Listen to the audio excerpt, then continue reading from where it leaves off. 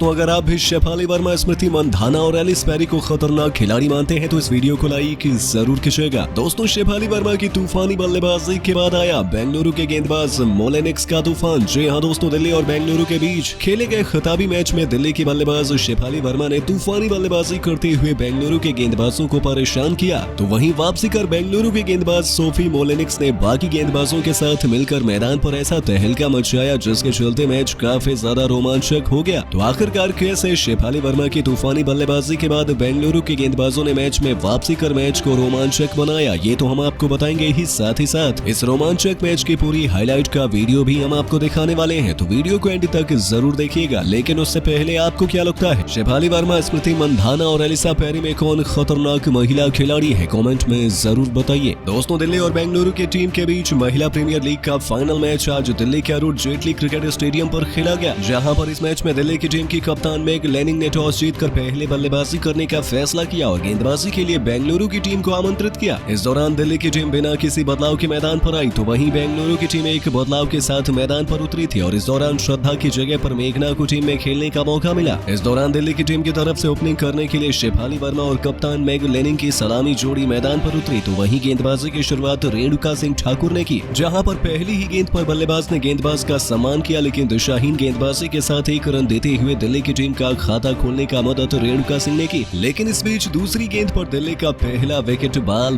बच गया था। इस दौरान शेफाली वर्मा और कप्तान के बीच मिसअंडरस्टैंडिंग हुई, लेकिन बेहतर थ्रू रन के होने के कारण कप्तान मेग लेनिंग रन आउट होने से बच गई। हालांकि 1 रनों के साथ कप्तान ने अपना खाता खोला, तो वहीं शेफाली वर्मा ने 2 रनों के साथ इस ओवर में अपना खाता खोला और इसी के साथ पहले ओवर के अंदर 9 रन दिल्ली की टीम ने बटोरे थे। जिसके बाद दूसरी तरफ से गेंदबाजी के लिए मोलिनेक्स मैदान पर आती हैं, जहां उन्होंने एक शानदार गेंदबाजी करते हुए पहली 4 गेंदों पर 4 रन दिए। लेकिन इस बीच 5वीं गेंद पर शेफाली वर्मा ने कदमों का इस्तेमाल करते हुए लंबा छक्का मिड ऑफ की तरफ लगाया और पहली बाउंड्री फाइनल के अंदर लगा दी थी। इसी के साथ इस ओवर के अंदर 10 रन देखने को मिलता है। तो वहीं अब तीसरे ओवर में गेंदबाजी के लिए एलिसा पेरी आती हैं, जिन्होंने जबरदस्त गेंदबाजी करते हुए पहली 3 गेंदों पर 1 रन दिए, लेकिन इसके बाद रन न देते हुए ओवर में मात्र 3 रन लिए और दिल्ली को दबाव में डाला। इस दौरान चौथे ओवर में गेंदबाजी के लिए एक बार फिर से रेणुका सिंह ठाकुर आती हैं, जिनके सामने पहली ही गेंद पर शेफाली लंबा छक्का लगाते हुए ओवर की शुरुआत अब शानदार अंदाज में की और बता दिया कि इसी अंदाज से आज तूफानी बल्लेबाजी करने वाली हैं। हालांकि इसके बाद दूसरी तरफ से कप्तान मेग लेनिंग ने शानदार गेंदबाजी करते हुए अंतिम 2 गेंदों पर 2 बेहतरीन चौके लगाए और ओवर के अंदर 19 रन दे दिए और यहां पर दिल्ली की टीम अब बेंगलुरु के ऊपर दबाव डालती हुई दिखाई दी और ऐसे में अब एक बार फिर से गेंदबाजी के लिए एलिसा पेरी आती हैं, जिनके सामने शेफाली वर्मा ने एक बेहतरीन छक्का लगाया और एक बेहतरीन चौका ओवर की 5वीं गेंद पर लगाते हुए 50 रनों का आंकड़ा दिल्ली की टीम को पार करवा दिया और ओवर के अंदर 11 रन दिल्ली की टीम ने बना दिए थे। ऐसे में अब पावर प्ले का अंतिम ओवर कराने के लिए सोफी डिवाइन आती हैं, जिन्होंने दिल्ली की टीम पर दबाव डालने की कोशिश की। इस दौरान शेफाली वर्मा ने एक शानदार चौका लगाया, तो वहीं दिल्ली के कप्तान ने भी बेहतरीन चौका लगाया और ओवर के अंदर 9 रन बटोरे और इसी के साथ 61 रन बिना विकेट होते हुए दिल्ली की टीम ने पावर प्ले में बना दिए थे और ऐसे में अब 7 ओवर में गेंदबाजी के लिए जॉर्जिया वारेहम मैदान पर आई, जिन्होंने शानदार गेंदबाजी करते हुए पावर प्ले के बाद प्रकोप को रोका और दोनों बल्लेबाजों को परेशान करते हुए ओवर में 3 रन दिए और जब 8वें ओवर में गेंदबाजी के लिए सोफी मोलमैक्स गेंदबाजी के लिए आई, तो उन्होंने 64 रनों की साझेदारी को तोड़ते हुए पहली ही गेंद पर शेफाली वर्मा को 27 गेंदों पर 2 चौके और 3 छक्के की मदद से 44 रन बनाने के बाद वारेहम के हाथों बाउंड्री पर कैच आउट कराया और अब बल्लेबाजी करने के लिए जेमिमा रोड्रिगेज आती हैं, जो कि 2 गेंदों पर बिना खाता खोले इसी ओवर में गेंदबाज मोलेनिक्स के सामने क्लीन बोल्ड हो गई, जिसके बाद बल्लेबाजी के लिए टीम को संभालने एलिसा केपेस मैदान पर आई। इस बीच उनको पहली ही गेंद पर मोलिनेक्स ने शानदार गेंदबाजी करते हुए क्लीन बोल्ड कर दिया और अब बल्लेबाजी के लिए मेरिजाना कैप मैदान पर आती हैं, तो वहीं गेंदबाज हैट्रिक पर मौजूद थे, जो कि पूरी नहीं हो सकी और इसी के साथ 8 ओवर में 65 रन 3 विकेट के नुकसान पर दिल्ली की टीम ने बना दिए थे और 1 रनों के अंदर दिल्ली की टीम ने 3 बड़े विकेट दे दिए थे। जैसी बल्लेबाजी चल रही थी उसे देखकर लग रहा था कि दिल्ली की टीम 200 रन बना देगी और मैच को काफी ज्यादा रोमांचक करेगी, लेकिन इस बीच 11वें ओवर में 74 रनों के स्कोर पर दिल्ली की टीम को चौथा झटका श्रेयांका पाटिल ने दे दिया, जहां पर उन्होंने दिल्ली की टीम की कप्तान मेग लेनिंग को 23 गेंदों पर 3 चौके की मदद से 23 रन बनाने के बाद एलबीडब्ल्यू आउट कर दिया। हालांकि अंपायर ने आउट दिया, लेकिन कप्तान ने डीआरएस लेकर फैसले को बदलने का प्रयास किया, लेकिन बदले में वो असमर्थ रही, जिसके बाद अब बल्लेबाजी के लिए जेस जोनासन आती हैं, जिन्होंने बेहतरीन बल्लेबाजी की। लेकिन दूसरी तरफ से बल्लेबाजी कर रही मरिजाना कैप 16 गेंदों पर 8 रन बनाकर 14वें ओवर में आशा की गेंद पर सोफी डिवाइन के हाथों कैच आउट होकर अपना विकेट दे दिया और अब बल्लेबाजी के लिए राधा यादव आती हैं। तो दूसरी तरफ से जॉनसन 11 गेंदों पर 3 रन बनाकर इसी ओवर में स्मृति मंधाना के हाथों कैच आउट होकर पवेलियन चली गई और इसी के साथ 81 रन 6 विकेट के नुकसान पर दिल्ली की टीम ने बना दिए थे और इसी तरीके से दिल्ली की टीम 150 रनों के भीतर ऑल आउट हो सकती है।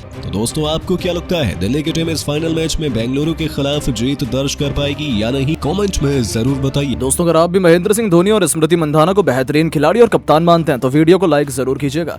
दोस्तों महेंद्र सिंह धोनी के अंदाज में चालाक स्मृति मंधाना के एक फैसले में बदल दिया पूरे मैच का रुख। दिमाग के घोड़े दौड़ाते हुए स्मृति मंधाना ने किया कुछ ऐसा फाइनल की घड़ी में दिल्ली को दिया 440 वोल्ट का झटका। तो आखिर क्या था वो लम्हा जब बीच मैदान में ही स्मृति मंधाना बन गई महेंद्र सिंह धोनी? आखिर उन्होंने ऐसा क्या कर दिखाया जिसकी बदौलत बेंगलोर ने इस पूरे मैच का पासा ही पलट कर रख दिया? उस खूबसूरत लम्हे का पूरा वीडियो हम आपको दिखाएंगे, लेकिन उससे पहले आपको क्या लगता है स्मृति, एलिस पेरी और धोनी में कौन सबसे बेहतरीन कप्तान है? अपनी राय नीचे कमेंट बॉक्स में जरूर बताएं। दोस्तों स्मृति मंधाना की कप्तानी में पहली बार वुमेन आईपीएल में बेंगलोर की क्रिकेट टीम फाइनल में पहुंची थी। इस फाइनल के लिए हर कोई बेहद एक्साइटेड था। सभी ने सोचा था कि बेंगलोर पहली बार आईपीएल की चैंपियन बन सकती है, लेकिन दिल्ली के मैदान पर दिल्ली की पलटन ने तो शुरुआत में बेंगलोर की नाक में दम कर दिया था। ऐसा लगा था कि दिल्ली आसानी से 200 रन भी बना लेगी, लेकिन तभी स्मृति मंधाना का जादू चलता है।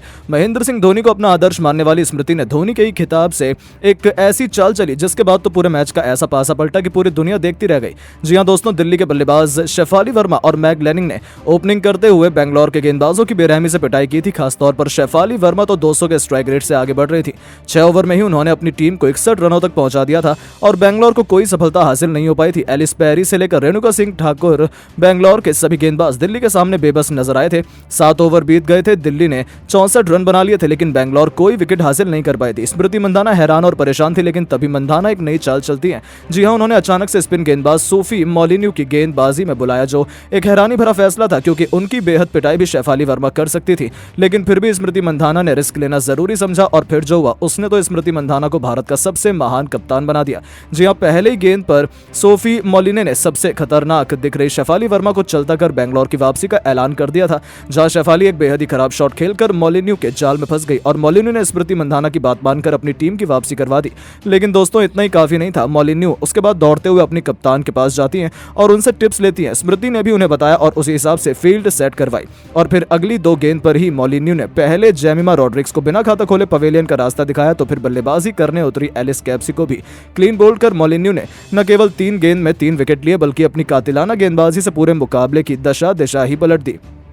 इसके बाद तो स्मृति मंधाना की खुशी का ठिकाना ही नहीं था। आखिर हो भी क्यों ना, उनके एक फैसले ने दिल्ली की कमर तोड़कर रख दी थी और जिस अंदाज में स्मृति ने ये चाल चली उससे हर किसी को धोनी की याद आ गई, क्योंकि धोनी भी इसी तरीके से मैच चुटकियों में पलट देते थे। लेकिन दोस्तों अब आपको क्या लगता है कि स्मृति मंधाना, धोनी और रोहित में कौन सबसे खतरनाक कप्तान है? अपनी राय नीचे कमेंट बॉक्स में जरूर दें। दोस्तों बेंगलुरु से बस एक कदम दूर है आईपीएल ट्रॉफी। कुछ ही देर में शुरू होने वाला है वुमेन आईपीएल का सबसे रोमांचक फाइनल मुकाबला। टूटेगा सालों पुराना इतिहास। तो आखिर कब और कहां पर खेला जाने वाला है वुमेन आईपीएल 2024 का कांटेदार फाइनल मुकाबला? किस नए समय पर होने वाली है इसकी शुरुआत? आखिर किन धुरंधरों के साथ ट्रॉफी पर कब्जा जमाने उतरेगी स्मृति मंधाना? क्या रहेगी दिल्ली की पलटन? क्या रहने वाला है पिच का हाल? और कौन सी टीम है खिताब की प्रबल दावेदार? उन सब के साथ साथ कहां देख सकते हैं आप ये मैच, वह भी बिल्कुल मुफ्त में, वह भी दिखाएंगे। लेकिन उससे पहले आपको क्या लगता है दिल्ली और बेंगलुरु में कौन आईपीएल 2024 का चैंपियन बनेगा? नीचे कमेंट करके जरूर बताइए। दोस्तों आखिरकार वह पड़ाव आ चुका है जिसका हर किसी को बेसब्री से इंतजार था। इंडियन प्रीमियर लीग के तर्ज पर शुरू की गई महिला प्रीमियर लीग के फाइनल में खेलने वाली टीमों के नाम सामने आ गए हैं। शुक्रवार को डिफेंडिंग चैंपियन मुंबई इंडियंस की टीम को हार का सामना करना पड़ा। पिछले सीजन में 4थे स्थान पर रही रॉयल चैलेंजर्स बेंगलुरु की टीम ने उसे एक बेहद रोमांचक मुकाबले में हराकर टूर्नामेंट से बाहर का रास्ता दिखाया। शुक्रवार को महिला प्रीमियर लीग के एलिमिनेटर में रॉयल चैलेंजर्स बेंगलुरु की टीम ने आखिरी ओवर तक चले मुकाबले में पिछली बार की चैंपियन मुंबई इंडियंस को मात दी। पहले बल्लेबाजी करते हुए आरसीबी की टीम ने 6 विकेट के नुकसान पर 136 रन बनाए थे। लक्ष्य का पीछा करते हुए मुंबई की टीम 6 विकेट गंवाकर महज 130 रनों तक पहुंच पाई। आखिरी ओवर में मुंबई को जीत के लिए 12 रन की जरूरत थी, लेकिन वह 6 रन ही जोड़ पाई। यानी कि डिफेंडिंग चैंपियन के बाहर होने के बाद वुमेन्स प्रीमियर लीग को रॉयल चैलेंजर्स बेंगलुरु और दिल्ली कैपिटल्स के रूप में 2 फाइनलिस्ट मिले।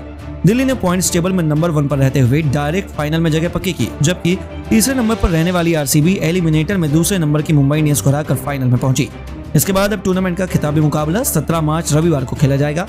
खिताबी मुकाबलों के लिए दोनों टीमें दिल्ली के अरुण जेटली स्टेडियम में आमने सामने होंगी। मुकाबले की शुरुआत शाम 7:30 बजे से होगी।